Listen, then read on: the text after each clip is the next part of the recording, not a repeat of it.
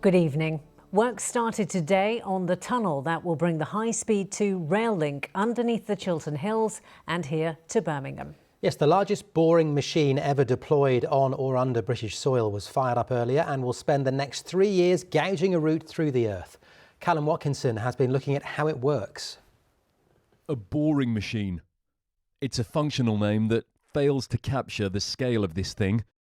It's rather a moving factory, 170 metres long, that digs with its nose and builds tunnel walls as it goes.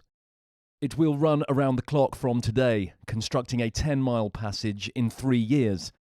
And when it's finished, high-speed trains will make that same journey in just 3 minutes.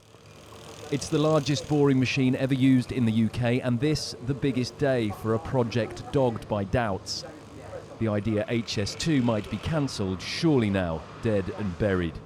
Yeah, well, this is a momentous week for us at HS2. Our first tunnelling machine, Florence, goes in the ground this week, and this is the end of years of work. There's now 16,000 people working on HS2, so we're all enjoying the moment of getting our first tunnelling machine properly starting building momentum and building this railway between London and Birmingham.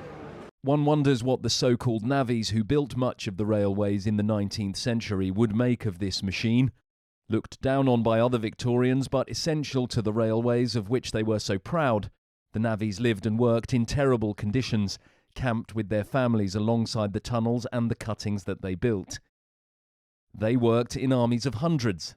This machine, christened Florence after Florence Nightingale, will be staffed by 17. I think the future of the railways and public transport in the UK is an essential part of us decarbonising transport, and therefore we need to continue investing for the long term. And in the short term, at the moment, there are over 1,000 people working on this site, there are over 1,600 people working on the HS2 programme. This is an essential part of us building back better and levelling up the country.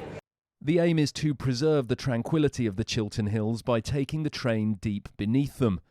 But the charity that looks after this area of outstanding natural beauty says the tunnel will damage an aquifer that supplies drinking water to the area and feeds 2 rare chalk rivers. You know, there'll be chemicals used that could go into the aquifer. There's other water features. There's a canal that goes that's being restored, the Wendover Arm Canal. That's fed by another chalk stream going into it. There's a triple SI reservoir there. The campaigners are also worried about the excavated material, which will be mixed with water and pumped out as slurry. Their concerns have been dismissed by HS2, who will treat and recycle the water at the tunnel entrance. Such environmental battle lines are being drawn along the whole length of the line, and as Florence grinds her way beneath the hills at 15 metres a day, those conflicts too will grind on.